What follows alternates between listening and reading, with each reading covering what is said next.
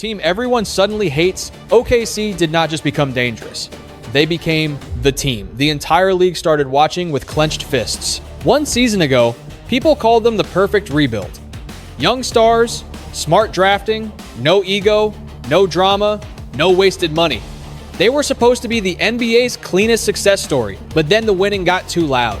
The whistles got too familiar. The defense got too physical. And suddenly, the same fans who once praised Oklahoma City started asking one brutal question. Are the Thunder great? Or are they getting away with something? That is where this story begins. The Oklahoma City Thunder were not some lucky team catching fire for a few weeks. They were a machine. Shai Gilgeous-Alexander controlled every possession like he already knew how the defense would react. Chet Holmgren protected the rim like a warning sign. Jalen Williams attacked with confidence. Lou Dort and Alex Caruso turned defense into a full-court problem.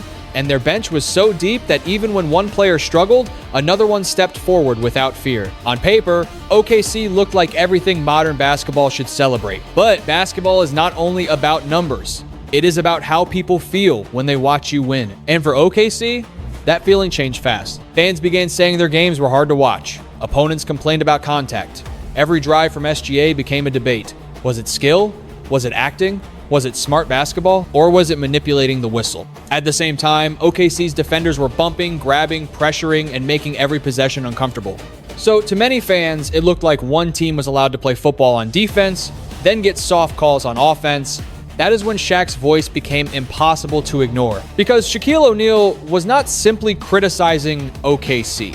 He was pointing at something bigger. He saw a team loaded with real talent, but he also saw a style of basketball that made old school legends uncomfortable. And the most shocking part, Shaq may respect OKC more than people think.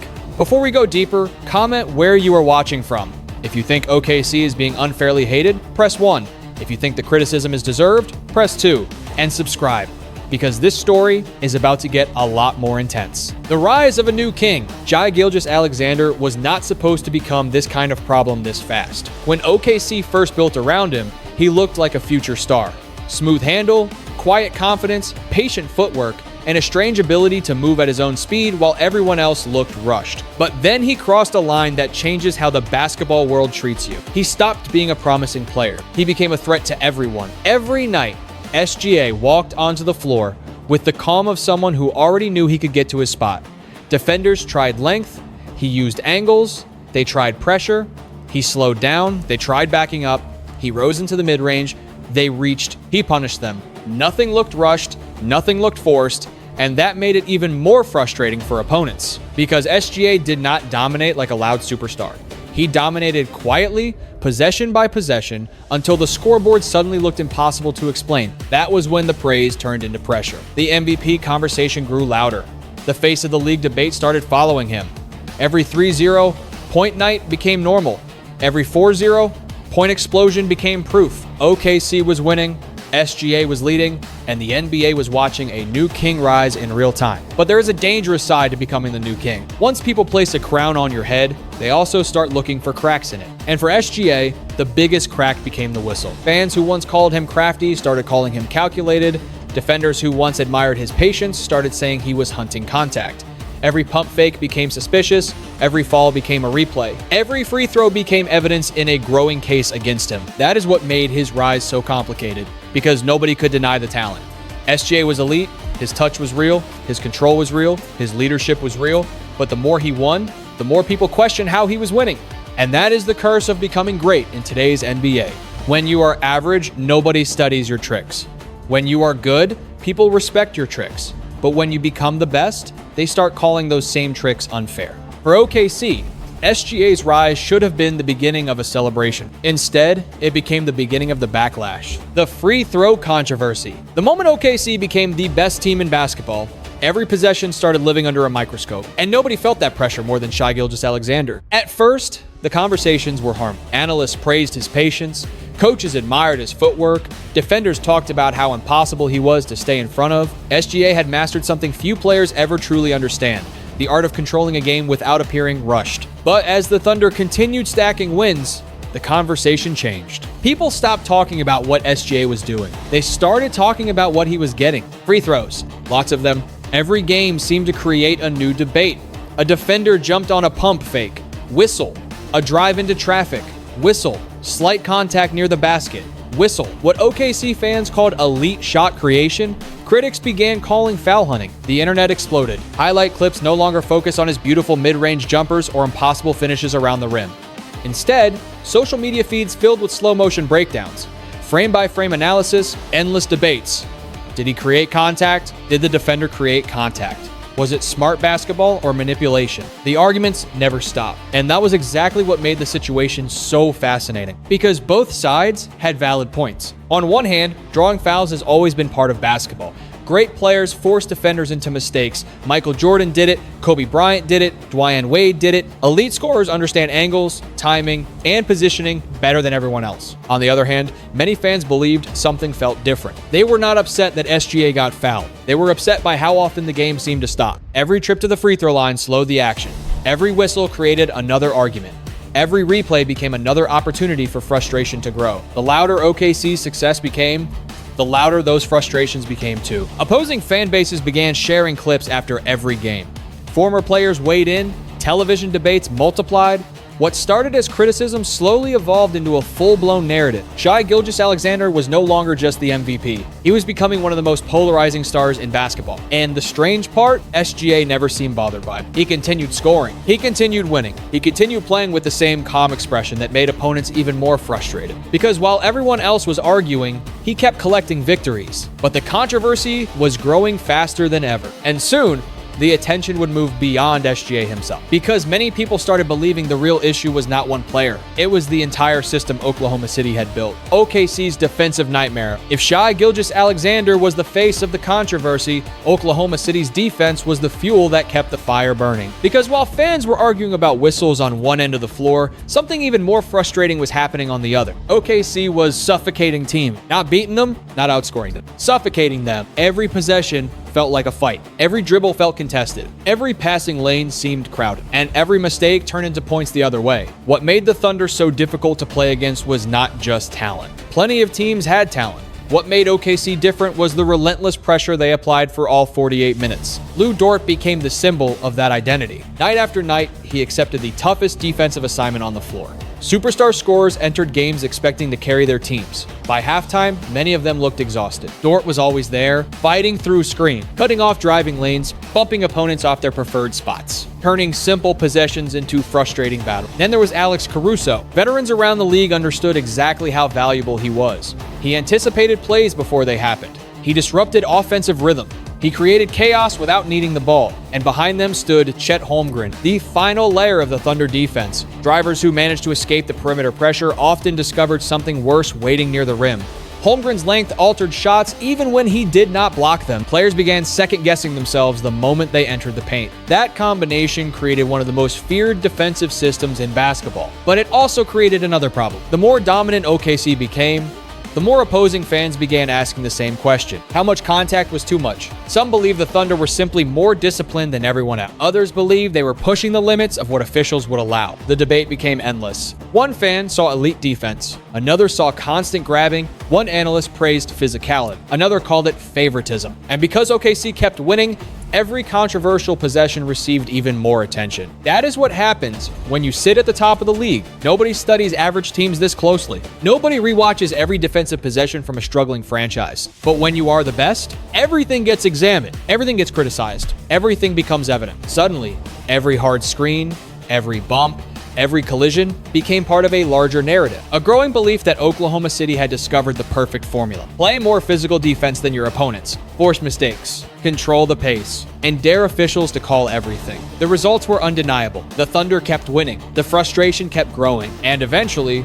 one of the biggest voices in basketball decided it was time to say exactly what he thought. That voice belonged to Shaquille O'Neal, and when Shaq started talking, the controversy exploded to an entirely different level. Shaq finally speaks out. Shaquille O'Neal has never been the type of man to whisper when the basketball world is shouting. When Shaq sees something he does not like, he says it. No careful wording, no soft delivery, no hiding behind safe opinions. That is why fans listen to him even when they disagree. And when he watched Oklahoma City, he saw two things at the same time. He saw greatness, and he saw something that bothered. That is what made his reaction so powerful. Shaq did not look at SGA and see an average star getting lucky. He saw a player with real superstar ability, a guard who could score from the mid-range, finish at the rim, control tempo, lead a team, and carry pressure without looking shaken. But that was exactly the problem. In Shaq's eyes, SGA was too talented to need tricks. He did not need to lean into defenders. He did not need to exaggerate contact. He did not need to turn every drive into a conversation with the officials. To Shaq, that was not confidence. That was a waste of greatness. Because Shaq came from a different basketball world. He spent his career getting hit, grabbed, pushed, and fouled hard in the paint.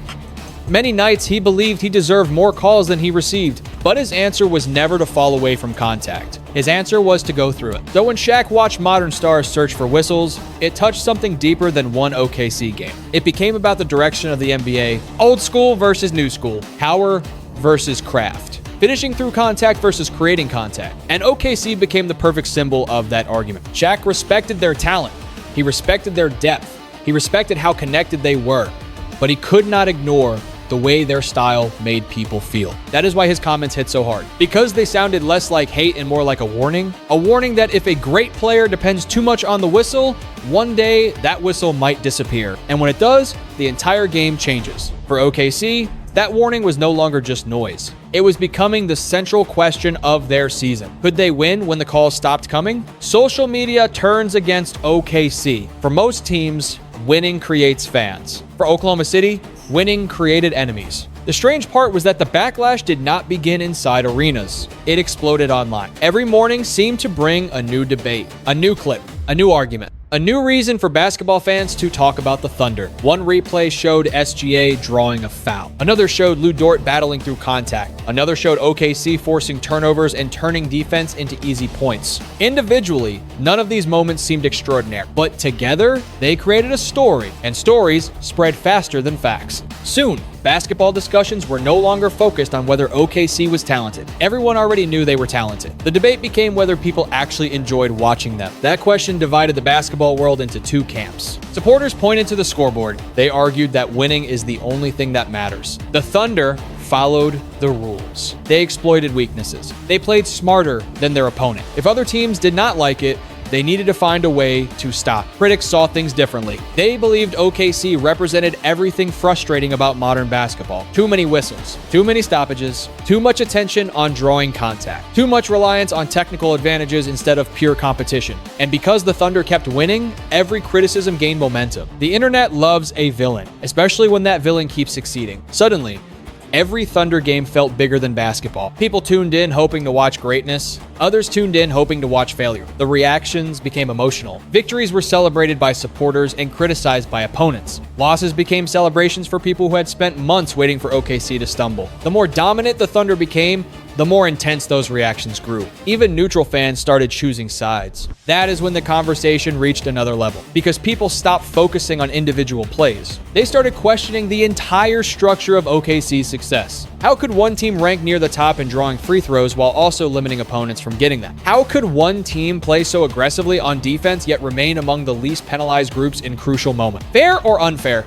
Those questions became impossible to ignore. And once enough people start asking the same question, a narrative is born. The narrative surrounding Oklahoma City was becoming larger than any player, larger than SGA, larger than Chet Holmgren, larger than the Thunder organization itself. The league's most dominant team was now carrying a new label. Not just contenders, not just champions. Villain.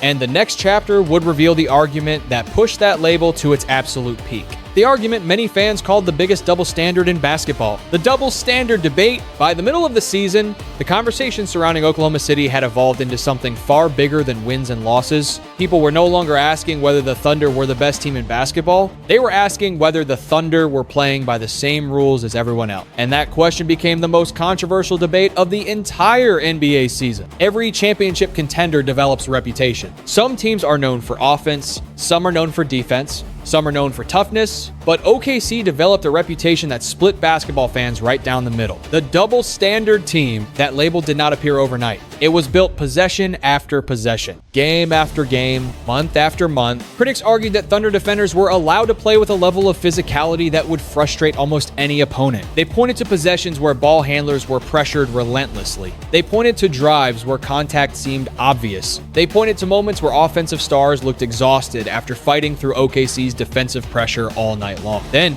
only seconds later, those same critics would watch SGA attack the basket, draw contact, and head to the free throw line. That contrast became the center of the controversy. To supporters, it was simple. The Thunder were disciplined. They understood positioning. They understood timing. They understood how officials interpreted the rules. In other words, they were simply smarter than their opponents. But to critics, the explanation sounded very different. They believed OKC had mastered the art of living on the edge, never crossing the line completely, never giving referees enough reason to call everything, but constantly pushing the limits of what was allowed. And because they did it so effectively, opponents often found themselves trapped. Play physical against OKC, and you risked fouls. Failed to match their intensity, and you got overwhelmed. Either way, the Thunder controlled the terms of engagement. That reality frustrated fans across the league. Every victory seemed to strengthen the argument. Every controversial whistle became evidence. Every post-game discussion became another chapter in the debate. The most dangerous thing for OKC was not the criticism itself. It was the fact that criticism was starting to unite people who normally disagreed about everything. Old school analysts, former players, television personalities, rival fan bases. Many of them began arriving at the same conclusion. The Thunder were brilliant, but they were also benefiting from a style that many people simply did not enjoy watching.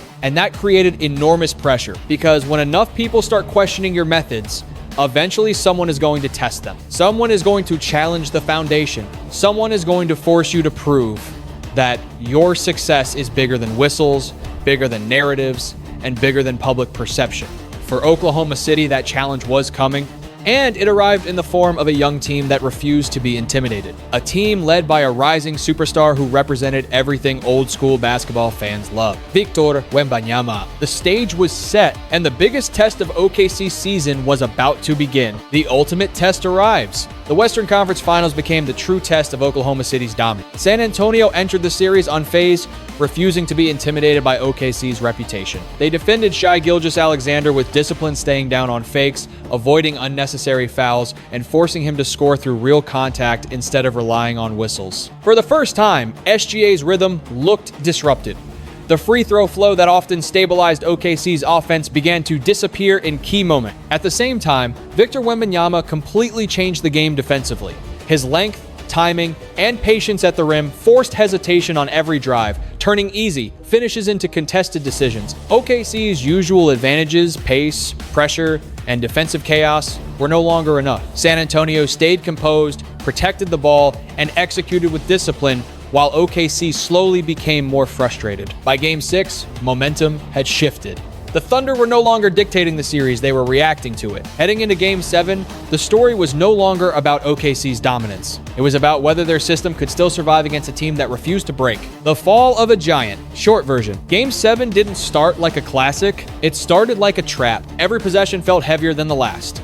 Oklahoma City came in expecting rhythm, expecting control, expecting their usual flow of offense and defensive pressure to take over the game, but San Antonio never let it happen. Victor Wembanyama anchored the paint like a wall that never blinked. Every drive was met with length, timing, and discipline.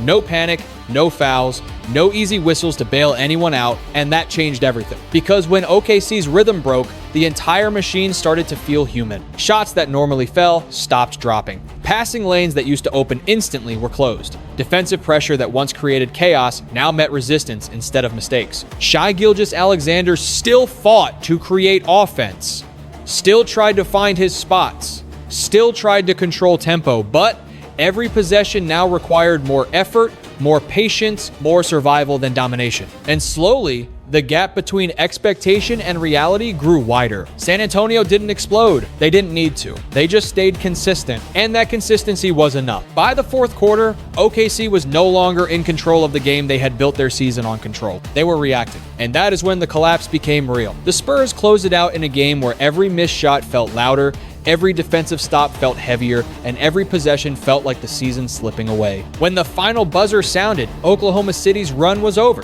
Not because they lacked talent, not because they lacked effort, but because they finally met a team that refused to bend to their system. The team everyone hated was gone, and the league didn't celebrate because OKC lost. It celebrated because the argument around them finally had an ending. What everyone got wrong about OKC. In the end, Oklahoma City did not lose because they were exposed as frauds. They lost because basketball finally forced them into a different kind of game, a game where whistles mattered less, a game where discipline mattered more, a game where every advantage had to survive pressure, not reputation. For months, the conversation around OKC had turned into noise. People called them unwatchable. Others called them unstoppable. Shaquille O'Neal called them both brilliant and frustrating at the same time. And somewhere in the middle of all that chaos, the truth got buried. OKC was never just one thing. They were not just foul merchants. They were not just defensive enforcers. They were not just a product of referees or narrative. They were a team built on extremes, maximum pressure on defense, maximum efficiency on offense, and maximum belief in a system that worked almost all year. But the playoffs always reveal the missing piece. San Antonio didn't expose OKC in a dramatic sense.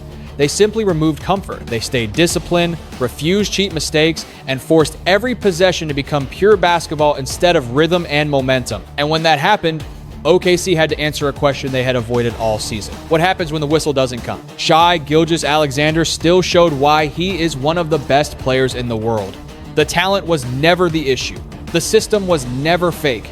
The success was never accidental. But greatness in the NBA is not just about how you win 64 games. It's about how you respond when your first option stops working. That is what makes champions different from contenders. Shaq's criticism, when stripped of emotion and social media distortion, was never pure hate. It was frustration from a generation that believed dominance should look a certain way through contact, through force, through undeniability. But the modern NBA does not look like that anymore. It is faster, more technical, more strategic, and sometimes more controversial than beautiful. OKC became the perfect symbol of that clash. A team too good to ignore, too polarizing to love universally, too modern to satisfy old expectations. In the end, they did not fall because they were hated. They fell because they met a version of basketball that forced them to evolve beyond what had worked so far. And maybe that is the real lesson. In the NBA, being great is not enough. You also have to survive when the game changes around you. If you enjoyed this story, don't forget to like, subscribe, and share your thoughts. In the comments, was OKC unfairly judged, or were the critics right all along?